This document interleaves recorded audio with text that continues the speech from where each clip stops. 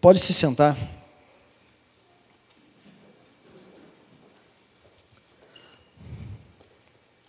Obrigado, Ministério de Louvor.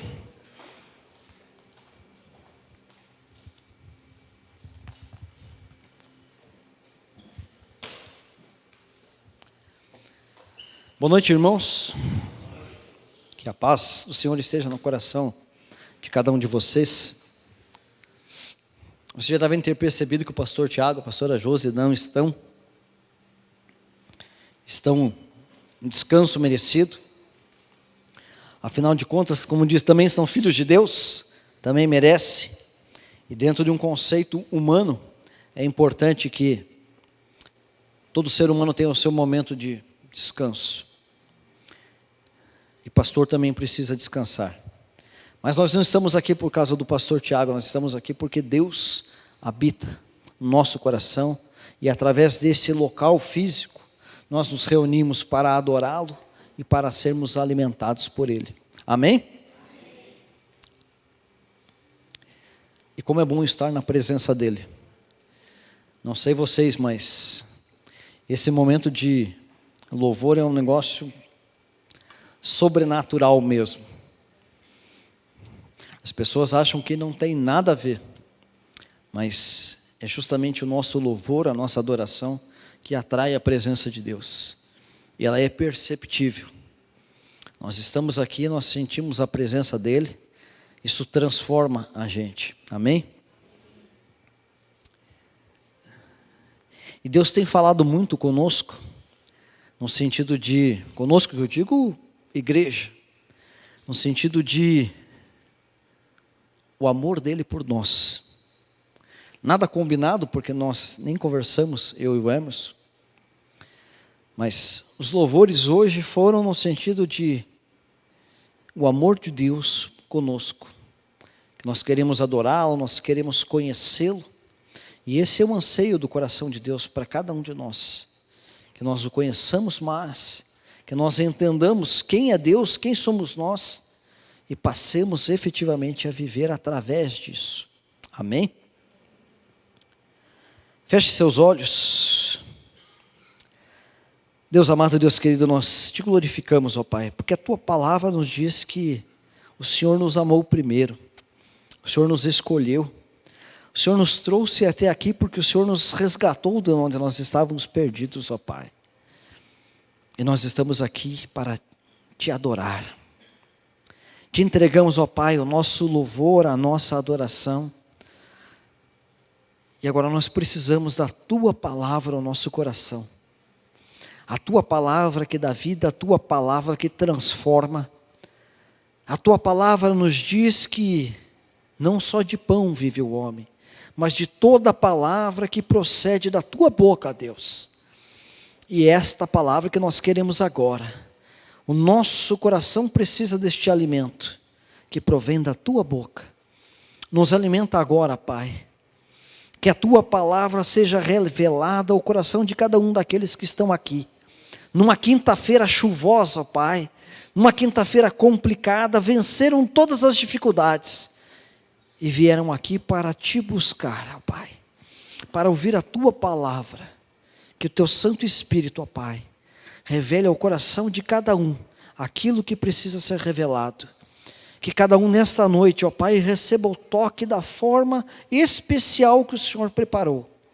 E saiam daqui transformados para a honra e glória do Teu santo nome. Em nome de Jesus. Amém. Amém?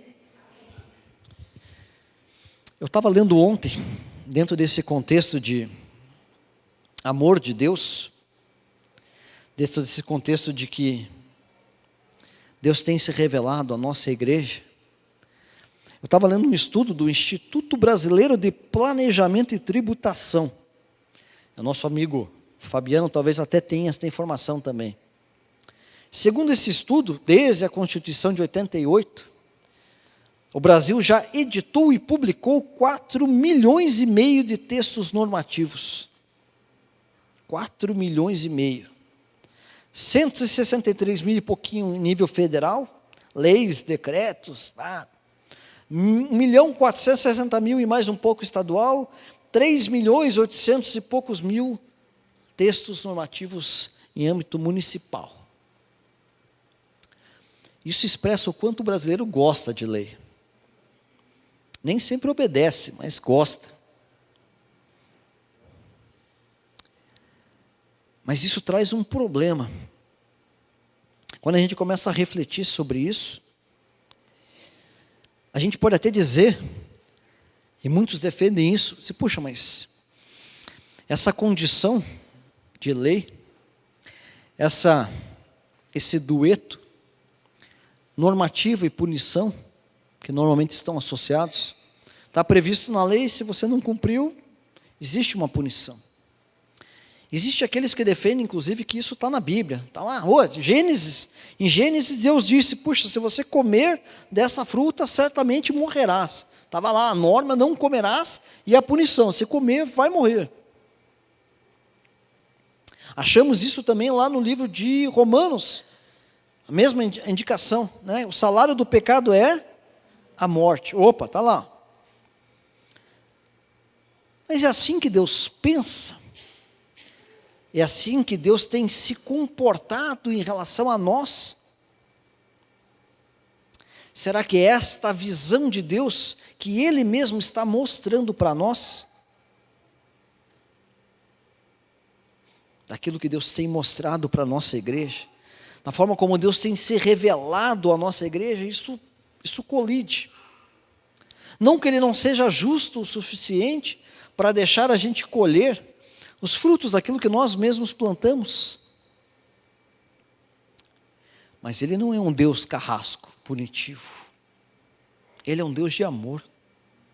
Um amor que não se compra, um amor que não se merece, um amor que simplesmente se recebe e que foi nos dado na cruz. Esse é o Deus que nós servimos. É o Deus que trouxe cada um de nós aqui. E é interessante quando a gente olha para o Brasil. Quantos dos senhores eram católicos antes de vir para cá? Grande maioria. Então vou entender bem aquilo que eu vou comentar. A religião católica, ela vive isso muito forte. Ela reforça até isso. Quantos já se confessaram com o padre? Você vai lá, confessa os pecados com o padre, você recebe uma penitência, uma punição. Proporcional aos teus pecados. Quanto maior o número de pecados, maior a penitência.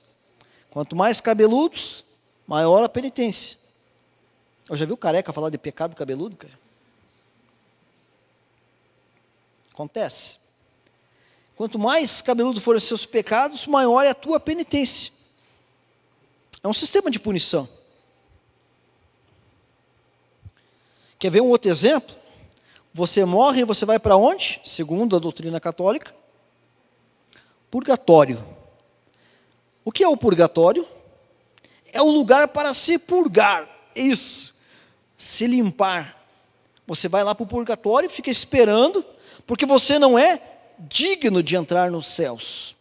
Então você vai para lá, esperando que o pessoal reze, interceda, acenda uma vela, até que você fique limpo e seja considerado digno de entrar no céu. Enquanto você não pagar o teu preço, você não entra. Mas não foi isso que Deus disse. Não é isso que está escrito na Bíblia. Mas o sistema católico, ele potencializa isso. E a gente vive, que eu digo nós brasileiros, a gente vive isso. Essa impressão de que lei e punição. Pisei na bola, cometi um pecado, punição. Mas Deus tem se mostrado de uma forma diferente para nós. Diferente daquilo que o mundo tem falado sobre Ele. Isso aumenta a nossa responsabilidade. Porque a quem muito é dado, muito é cobrado. É esperado. Nós estamos conhecendo um Jesus verdadeiro, nós estamos conhecendo um Deus verdadeiro, diferente daquilo que foi dito para nós. E a nossa obrigação é viver isso e levar isso aos outros. Domingo passado, o pessoal que foi ceiar conosco ali na casa, eu até comentei sobre a questão do super-herói. Lembra? O pessoal que estava lá? Quando a gente é criança, a gente fantasia muito, né? Assiste filme de super-herói e fica se imaginando. O Bruno às vezes pergunta: "Ô pai, qual super-herói você queria ser?" Faz parte da fantasia da criança. Mas quando eu olho para Deus, eu vejo algo muito parecido. O super-herói tem um poder.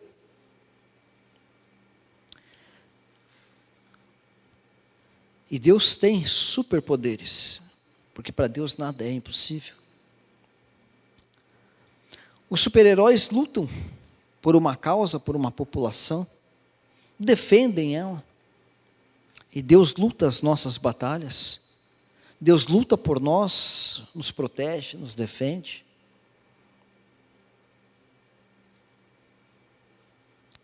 Resolve os nossos problemas. E às vezes a gente fica fantasiando, diz: puxa, como seria bom se nós tivéssemos, né, um super-herói para resolver os nossos problemas.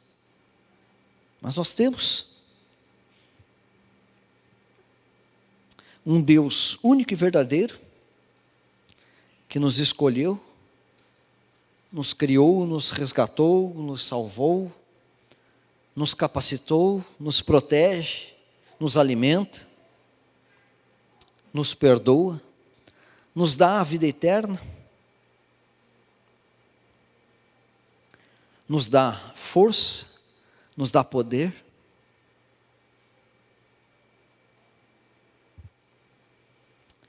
E por que nós, com tudo isso à nossa disposição, muitas vezes optamos por viver uma vida comum?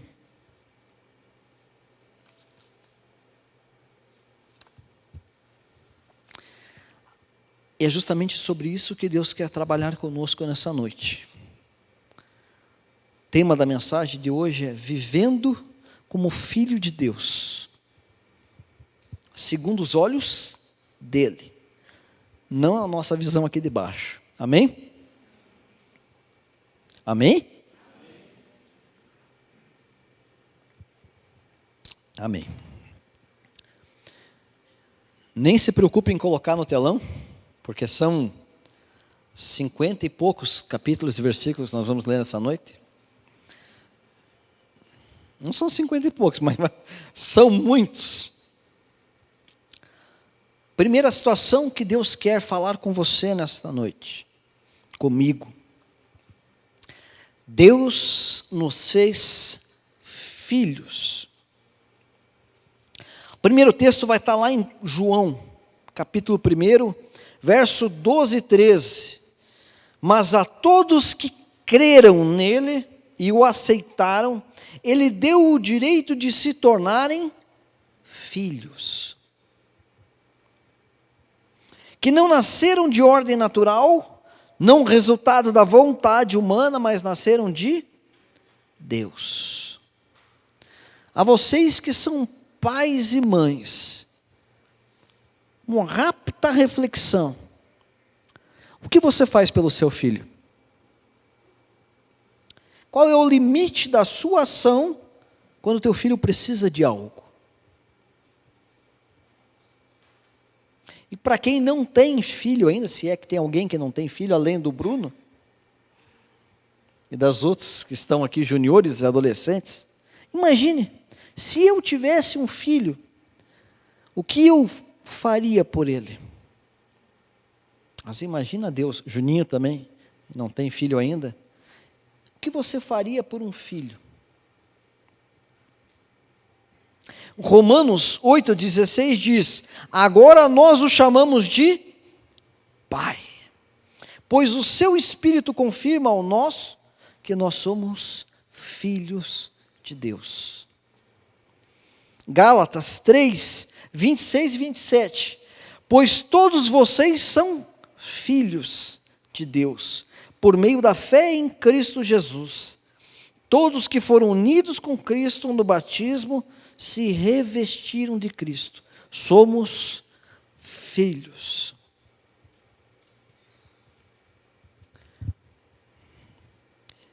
E por que eu peço para você imaginar em relação ao teu filho e não você em relação ao teu pai ou mãe biológico?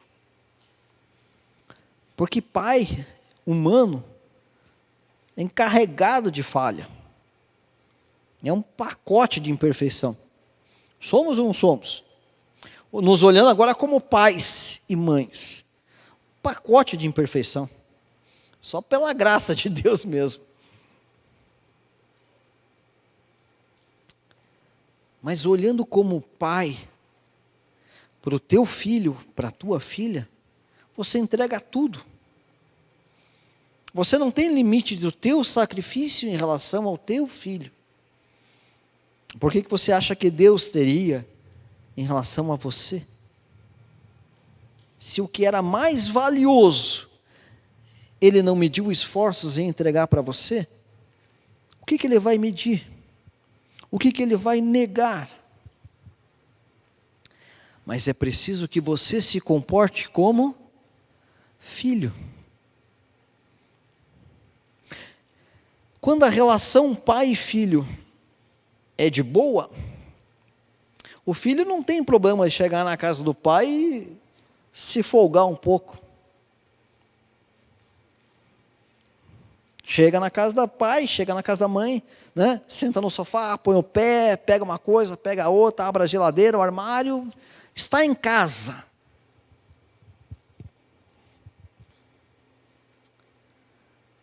Por que nós não nos comportamos assim em relação ao nosso pai?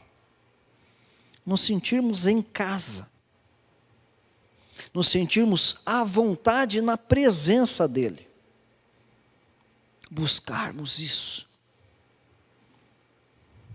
Primeira situação então, primeira característica, primeira item importante que Deus quer falar com você. Você é filho. Amém? Segunda situação importante, Deus nos dá poder. Atos 1:8 diz: vocês receberão poder quando o Espírito Santo descer sobre vocês. Serão minhas testemunhas em toda parte. Testemunhas são aquelas que viram, recebem, vivem, testemunham. Deus nos deu poder. João 14:12 diz: eu lhes digo a verdade, quem crê em mim fará as mesmas obras que eu tenho realizado. Quem falou isso? Jesus. Deus nos deu condição de fazer as mesmas obras que Jesus fez, e ainda obras maiores. Ah, mas como é que Jesus fazia? Jesus era filho. Amém? Marcos 16:17. Os seguintes sinais acompanharão aqueles que crerem. Em meu nome expulsarão demônios, falarão em novas línguas, pegarão em serpentes sem correr perigo, se beberem algo venenoso não lhes fará mal, e colocarão as mãos sobre os enfermos e eles serão curados, pelo poder que vem de Deus. Lucas 10:19, eu lhes dei autoridade para pisar em cobras e escorpiões, e sobre todo o poder do inimigo. Nada lhes causará dano. Basta ser filho. Amém? Outra, Deus está conosco. Deuteronômio 31:6, portanto sejam fortes e corajosos, não tenham medo e não se apavorem diante deles. O Senhor, seu Deus, irá adiante de vocês. Ele não os deixará, nem os abandonará. Um Deus fiel. Aonde você estiver, o teu Deus está contigo. Deuteronômio 20, verso 4. Pois o Senhor, seu Deus, vai com vocês. Ele lutará contra os seus inimigos em seu favor e lhes dará a vitória. Josué 1:9. Esta é a minha ordem. Seja forte e corajoso. Não tenha medo nem desanime, pois o Senhor, o seu Deus, estará com você por onde você andar. Um Deus fiel. Um Deus amoroso, um Pai protetor que lutará as suas lutas e te dará a vitória. Por quê? Porque você é filho. Amém? Deus nos alimenta. João 6,35, Jesus respondeu: eu sou o pão da vida. Quem vem a mim nunca mais terá fome. Mateus 4,4 diz: não só de pão vive a pessoa, mas de toda a palavra que vem da boca de Deus. Um Deus que nos alimenta. Deus nos fez filhos, Deus nos deu poder, Deus está conosco, Deus nos alimenta e Deus nos dá força. Colossenses 1:11. Oramos também para que sejam fortalecidos com o poder glorioso de Deus. Efésios 6:10. Uma palavra final. Sejam fortes no Senhor e em seu grande poder. Salmo 28:7. O Senhor é a minha força e o meu escudo. Veja que interessante.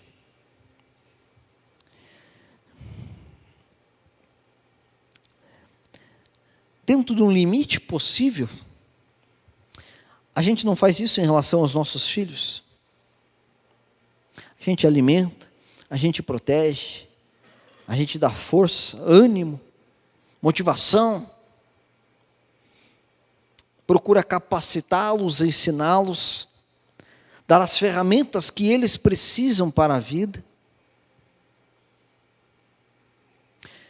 E a palavra de Deus nos diz que se nós que somos maus conseguimos fazer coisas boas, quanto mais Deus, porque Deus é bom. A essência da bondade é Deus. Mas é interessante como a cultura do mundo às vezes nos trava. E eu confesso que, até bem pouco tempo atrás, antes de nós virmos para cá, e Deus começar a se revelar para nós, a visão que eu tinha de Deus era essa. Era um Deus punitivo.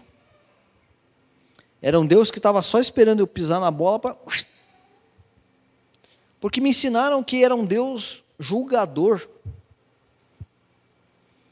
Que todos nós seríamos julgados pelos nossos pecados, não pelas nossas obras, mas pelos nossos pecados. E aí, se aproveitando disso, o diabo ia só relacionando para você toda a tua pisada de bola. Você, cara, se eu for julgado por tudo isso, estou morto. E isso fazia com que nós nos sentíssemos indignos de sequer estar na presença de Deus, quanto mais pedir alguma coisa. Para mim, Jesus não era um homem normal. Quando eu li as coisas que Jesus fez, Jesus se fez homem, mas não era um homem igual a nós, porque um homem igual a nós não consegue fazer o que ele fez. Mas ele mesmo disse o contrário.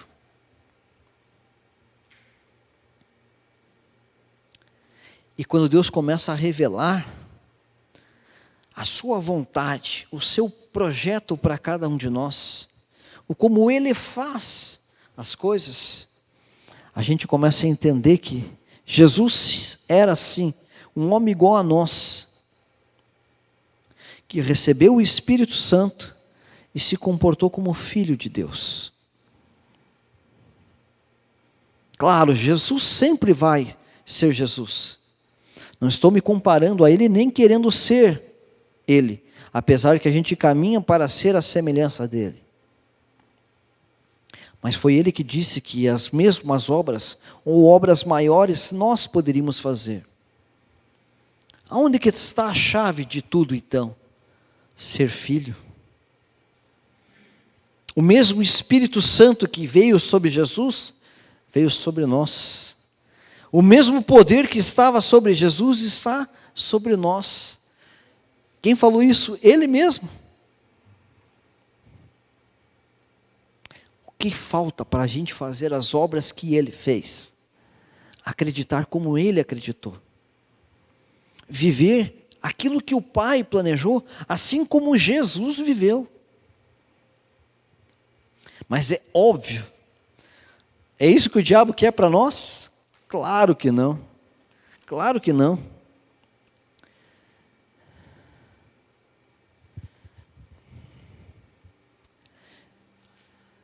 A palavra de Deus diz que tudo é possível àquele que crê. Para quem acredita, não existe limite, porque o poder de Deus não é um poder limitado. Diferente dos super-heróis que têm um poder limitado, diferente dos super-heróis que todos eles têm uma fraqueza, não tem? Sempre tem um ponto fraco, porque são seres humanos. Deus não tem fraqueza, Deus não tem um ponto fraco, o poder dele é ilimitado, e esse poder está à disposição para as obras. E a palavra de Deus, ela não fala em merecer, ela não fala em conquistar, a palavra de Deus fala em crer, acreditar e viver. Não é por mérito, não. É por conquista? Não. É pelas obras que eu fiz? Não. Diz para mim e para você que nós somos fracos e falhos. E somos mesmos. Mas o que ele não diz é que isso não tira de você e de mim a condição de ser filho de Deus. E isso também não mudou os planos de Deus para a tua vida e para a minha vida. Porque a força, a correção do caminho também vem de Deus. Tudo o que Deus planejou está relacionado à obediência e à dependência dEle.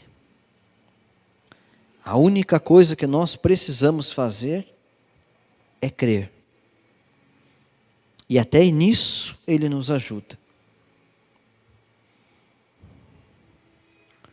Deus tem movido e tem nos movido, nós, e que Jardim Virgínia, para um novo nível de unção, um novo nível de caminhar na presença dEle. Parte dos planos de Deus para esta igreja estão se cumprindo.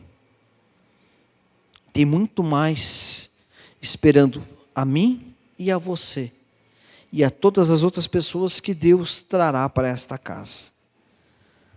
O que nós precisamos fazer é crer e nos mover pelo Espírito Santo.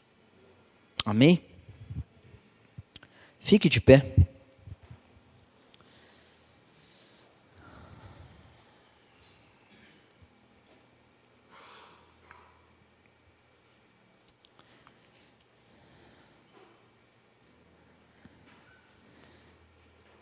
O que Deus quer que você entenda nesta noite?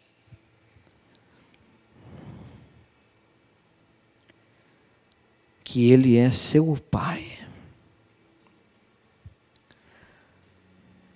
Ele sabe exatamente as tuas fraquezas. Ele sabe exatamente todos os nossos pontos fracos, todos os nossos pecados. Mas Ele enxergou o nosso coração. E tamanha a preciosidade que Ele enxergou, que por você e por mim o Filho dele foi morto. E o sangue derramado na cruz nos purificou. O sangue derramado na cruz nos justificou. O diabo vai lembrar você dos teus pecados? Vai, claro que vai. E você vai dizer para ele que o sangue de Jesus te lavou. Que o sangue de Jesus te tornou digno de estar na presença de Deus e de ser chamado filho de Deus.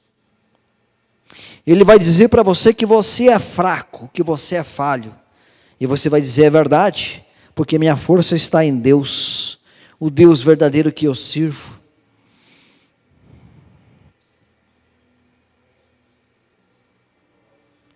E a palavra de Deus diz que as portas do inferno não prevalecerão sobre a igreja. A palavra de Deus diz no livro de Tiago: se você resistir a essas investidas mentirosas do diabo, ele fugirá de você. Tamanho o poder que ele tem, que ele fugirá do poder de Deus através da tua vida. Porque a força não é tua, a força é de Deus. Pare de lutar com as tuas forças, meu irmão. Pare de querer fazer as coisas pela tua cabeça. Você é filho de Deus. Você é herdeiro. Se posicione e se comporte como filho de Deus. Deus tem muito para derramar nas tuas mãos. Só está faltando um clique da tua posição. De você sair desta posição que o mundo te colocou, nessa posição de vítima muitas vezes, das circunstâncias, daquilo que o diabo fala na tua cabeça, da tua natureza. Deus sabia disso tudo quando te escolheu. Isso tudo não mudou os planos que Deus tem para cada um de nós. A nossa parte é crer. Jesus mesmo diz na palavra dele: eu falo para vocês aquilo que eu ouvi do Pai. Jesus, o Deus que se fez homem, ia buscar no Pai. Recebeu o poder do Pai. Por que nós queremos fazer as coisas pelas nossas mãos? Pelas nossas forças? Pela nossa cabeça? Você é filho, você recebeu poder, você recebeu alimento, você recebeu força, e Deus está com você em todo momento. Deus amado, Deus querido, nós te glorificamos, ó Pai. Te glorificamos porque cada dia mais o Senhor se mostra um Deus de amor. Um Deus de amor infinito, um Deus de amor imensurável, um Deus de amor inexplicável. Porque a nossa cabeça humana não consegue explicar. Mas é um Deus de amor. Um Deus de amor que depois de tudo o que nós fizemos de errado, escolheu nos perdoar através do sacrifício do seu próprio Filho. Um Deus que sabia de tudo o que faríamos e ainda assim disse: você fará obras maiores que o meu filho fez, porque o meu poder estará sobre você. Deus, nós te glorificamos, ó Pai. nós te exaltamos, ó Pai, e nós te amamos, ó Pai. E nós te pedimos que o teu Santo Espírito, que a tua palavra diz que traz a cada um de nós o convencimento. Traga agora, Pai, ao nosso coração o convencimento da tua palavra, Pai. Nos molda, ó Pai, nos molda conforme aquilo que o Senhor enxerga de nós. E faz a gente se sentir realmente filho de Deus. Um filho apaixonado pelo reino, um filho apaixonado pela causa do Pai, que não mede esforços para fazer a vontade do Pai.